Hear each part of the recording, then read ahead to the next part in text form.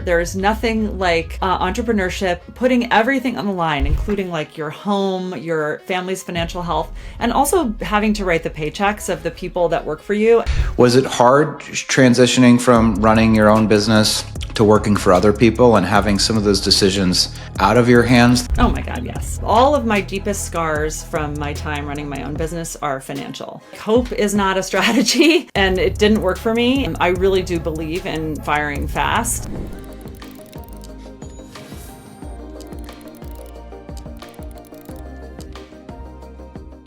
Hey everybody, it's Sam Jacobs, CEO Pavilion. Welcome to Revenue Blind Spots, powered by Otter AI. It's a podcast where we explore the pivotal moments in the careers of top revenue leaders. Our focus is to dive deep into the blind spots that have shaped leadership strategy and growth, uncovering lessons that can help the next generation of revenue executives. Of course, it's brought to us by Otter AI, an incredible AI-focused company that we use every day at Pavilion. And of course, Otter helps you uncover those blind spots. Today on the show, we've got Kathleen Booth, someone that I know very well, who is near and dear to my heart. She's the SVP of Marketing and Growth at Pavilion, the company I run, a 10,000 member private global community of go-to-market executives. Prior to joining Pavilion, Kathleen was founder and CEO of Quintain Marketing, a digital marketing agency. After selling her company, she held marketing leadership roles at VC-backed B2B tech companies, including Attila Security, Clean.io, and Tradeswell, and continues to serve as an advisor and fractional CMO to early-stage B2B SaaS startups. She's been named one of the top 50 B2B marketers to watch by Top Rank and 6 global marketing advisors who are rising stars by USA Today. She's also an active influencer on social media, notably LinkedIn. Kathleen, welcome to Revenue Blind Spots. Thank you, Sam, for that very gracious bio reading. I feel very important right now. Well, my friend, you are important, and didn't you recently cross 30,000 LinkedIn followers, or maybe Actually, I'm 40,000? coming up on 36,000. Let's go. Let's go. So there you go. That's a testament to your importance.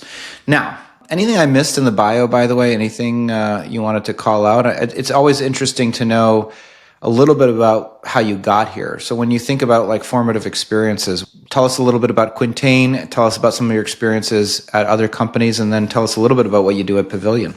Sure. I think I've had a sort of strange career trajectory, to be honest, because I spent the first 10 years of my career working in international development consulting. I was actually a USAID consultant, may it rest in peace. Yeah, exactly. Working on clean water in the developing world. And I had done 2 graduate degrees, one of which was in marketing. The other was more aligned with what I was working on at the time. But it became clear when I was doing that there were real like strategic communication problems with those projects, and governments weren't building support for reform. So it created this opening for me to move back into marketing. And then when I wanted to have a family and kids, it also created an opening for me to build a different kind of career that didn't require me to travel all over the world, even though I loved that when I was single and in my 20s.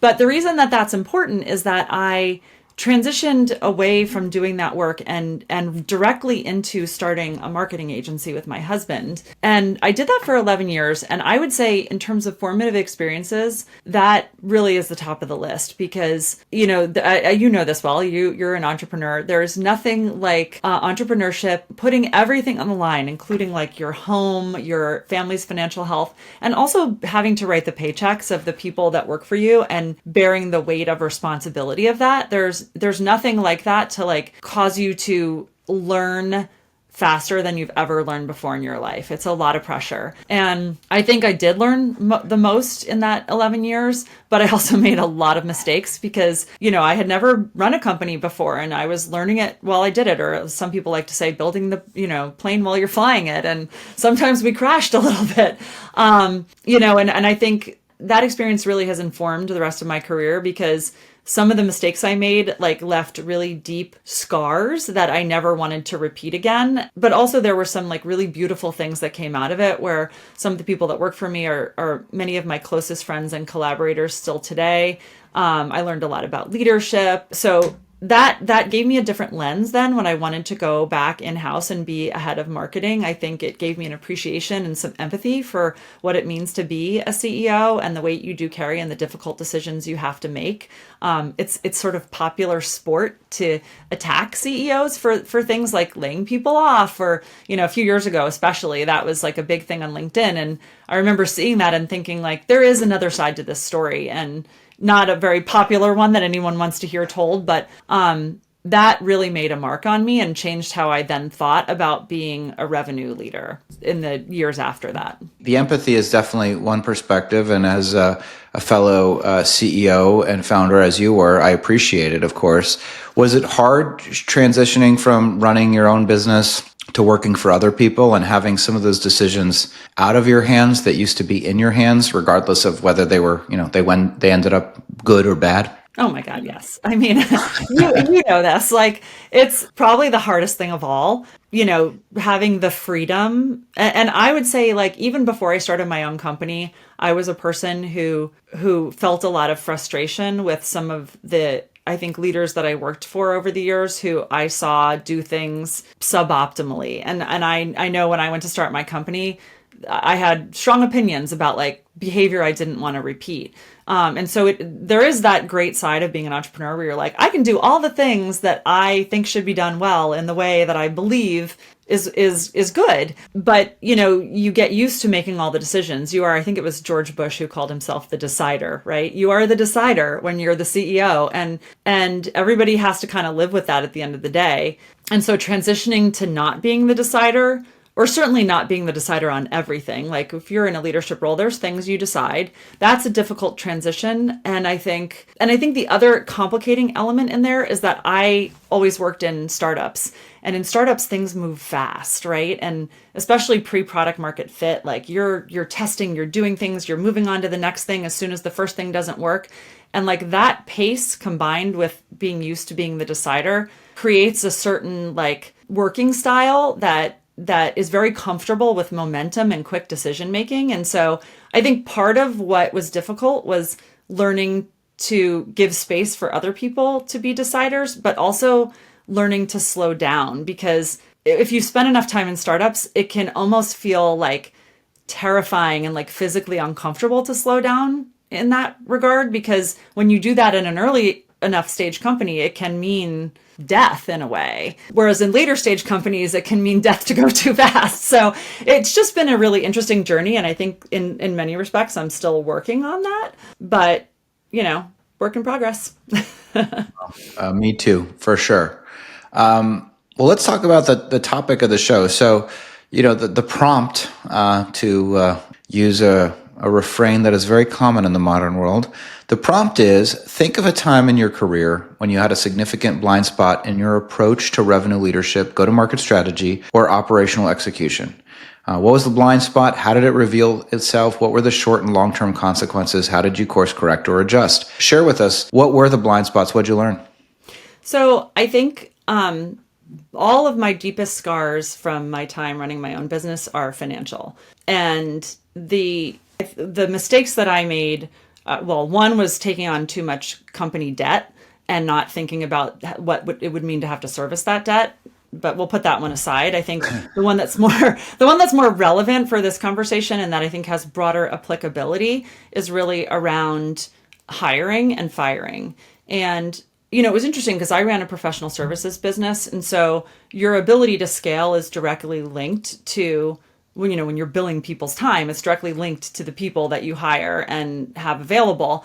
And it's challenging in the agency world because your people and the experience that your customer has with them are essentially the product. Even though they're like doing marketing and they're creating artifacts, really the relationships are what your contracts live and die by.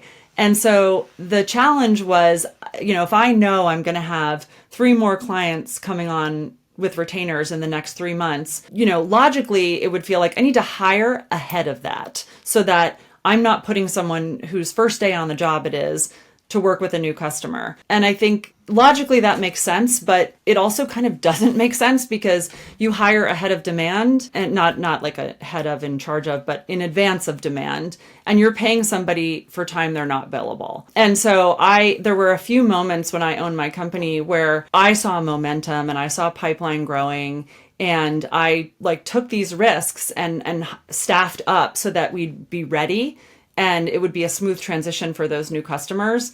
And in some cases, they didn't come or they churned. And then I was left with people who were senior. And, again, this was my first time running a business. And I think I suffered from some of what Kim Scott would call ruinous empathy. And I really didn't want to have to fire people who were excellent. Like they were really good. But not doing it was terrible for my business when I had too many people and not enough revenue coming in, not enough monthly recurring revenue. It was also terrible for the other people who I needed to keep in the business because it put us in a financially precarious situation as a company, which jeopardized all of them. And it was terrible for the ones that needed to be fired because it just delayed the amount of time that the inevitable happened and that they could have been going out and looking for another job. So it was bad for everybody. And I think I didn't realize that at first. Like my first instinct was, I want to do right by these people. I want to keep them on. I'm going to try to find the business to make it work. But like hope is not a strategy. And it didn't work for me. And it really put us in a terrible position. And so I think that has changed how I think about hiring and firing now. I really do believe in firing fast, especially when it's related, under any circumstance, but definitely when it's related to the financial health of the company. I think you need to do it as quickly as possible. And there's ways to do it that are compassionate and fair to that person. But, I think the interesting thing about this conversation is like, it also, I just got off the phone with somebody this morning who's at a large company who's having to fire a lot of people, not because of financial problems or because of performance, but because like AI has changed the landscape. And a lot of these companies with bigger teams, they just don't need that many people anymore. And so I think like, as I think about revenue leadership today, I'm asking myself this question of like all the different dimensions of how we think about staffing a company, and those are changing. And we as revenue leaders, I think, need to be able to like see that coming and make quick decisions to get ahead of it. Otherwise, the outcome will be the same as the outcome that I suffered from, which will be you'll have a bloated team, you'll be spending too much, and that's a downward spiral that's difficult to recover from. How do you manage morale in those situations, particularly when it's a small team and everybody knows everybody? I imagine this was at a time when people were probably in office. Today it's a remote world, which makes things maybe more weird, I think, when people depart an organization. So how do you think about morale management and comms when you're having to make these difficult decisions? So interestingly, this was in 2015, and I had actually hired remotely back then. Wow. I had some in-office people, but some of my best team members were, I was in Maryland, one was in California, one was in Florida. And I think when you let people go, you need to just get directly to it. You have to get on a call with them and immediately just tell them what's happening, because nobody wants the soft lead in and to be wondering what it's all about. And it's rip the Band-Aid off quickly. That's the most compassionate thing to do. But with the people that are left, I think it's about transparency and explaining like why it happened.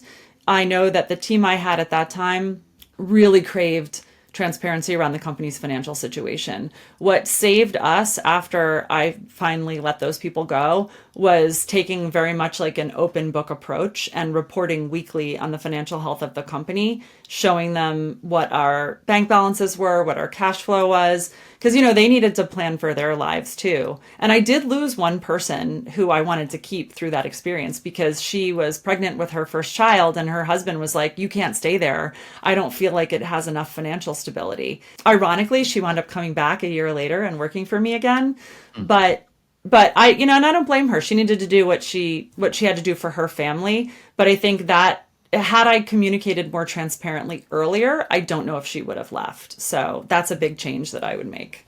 That's, that transparency is hard. I think, how do you manage it? It's one thing when you say, hey, we're in a financial position, we have to do a layoff. But how do you manage it to the rest of the organization when it's performance related? Do you make that clear, or do you try to be diplomatic? What are your best practices there? I think you have to make it clear, but I don't think it's necessary to go into details. Meaning you can just say it was performance related and to everyone who remains, you all are working really hard and you deserve to be surrounded by people who are going to work as hard and as effectively as you are. And that's what we're doing here. And I think most people will appreciate that context, but I don't think it's necessary to go into, and here's this thing that person did wrong and Yeah, that of thing. Like, course. I don't think that's required. Agreed. Last question. To your point about org chart and org design, you're a career marketer. How do you see AI impacting the structure of marketing organizations? What does it look like? How is it different besides, maybe the glib answer might be fewer people, but what are those people doing? Where do you see the dire need for humans? Where do you see machines rising up to take some of the work off our hands? What do you see as the marketing org of the future? So this may be somewhat controversial, but I do think there will be less people. Like, I don't know what I would tell somebody going to college today about majoring in marketing, for example. I just sent my son off to college and he's going to do mechanical engineering, and I'm sighing a huge sigh of relief because I feel like you can always fall back and be a plumber or an electrician, and that's not going away anytime soon. I don't think any of us really knows what's going to happen, but here's how I'm thinking about it. In the past, like, I talked to a lot of Pavilion members about their careers and the jobs they're applying for. And I think in the past, when you would talk to people about what they wanted in a new company, they would use, for example, like VC funding rounds as proxies, because it's easy to be like, I want to go to a Series B company. And what they really mean is, I want a company that has a certain amount of money and that I will have a team of a certain size supporting me. That proxy is no longer valid. If you go to a Series B company, there's more likelihood that you're going to be given the resources and team, or maybe not the resources, but the team that is more akin to what a Series A might have had 5 years ago, because that company doesn't need as many people. So, as I talk to people looking for jobs, what I'm hearing more and more is like this transition from company size as the barometer to, does this company have product market fit? Being more important. Because with that as a raw material, if you're an AI forward go-to-market leader, you can really push the limits in terms of what AI is able to do in substituting for a team. And I'm not saying you won't need anyone. Like, I think we still need people, but I think AI is going to slow down our need to hire dramatically, and it's going to change the nature of who we have to hire. I do also think, though, that, and I talked to somebody this morning who's at a pre-IPO company who's having the opposite problem. And what that person told me is it's almost equally, as if not harder, to come into a bigger company today, because what you're inheriting is a very bloated team that dates from before AI was really mainstreamed. And the challenge there is you're effectively going to have to lay off swaths of your team, not for performance, but because truly AI is going to eliminate their role. So, like, I don't know which situation's better. Like, I personally, I'm leaning into AI, and I think it's exciting to think about how can we let these machines and these algorithms do some of the day-to-day things that maybe weren't the highest value adds, and focus the humans on the creative part. Because, like, this about me, I'm very much a believer in brand, and I think that's the thing that's going to set us apart in this age of AI. So we have to, like, let the AI work on the stuff that isn't as differentiated, and focus the humans on how can we connect more deeply with customers and prospective customers, how can we build relationships, how can we truly differentiate and stand out, and build a voice for ourselves that is compelling and that people feel a connection with. I love that. Agreed wholeheartedly. Kathleen, it's been great having you on Revenue Blind Spots. If folks, want to reach out to you, what's the best way to get in touch? They want to ask questions. They want to pick your brain as a mentor. Maybe they want to join Pavilion. How do you prefer people contact you? Well, if they're interested in Pavilion, they can go to joinpavilion.com, and there's a little button in the top right that says join now, and it's pretty easy to do. But you're also welcome to just connect with me on LinkedIn. And if you do have questions about Pavilion, I'm happy to answer them or connect you with someone on the team. And always happy to connect with anybody who heard me here. Thanks so much, Kathleen. And folks, if you're listening, thanks for listening to Revenue Blind Spots. Give us 5 stars on the iTunes and Spotify stores, and we'll talk to you next time.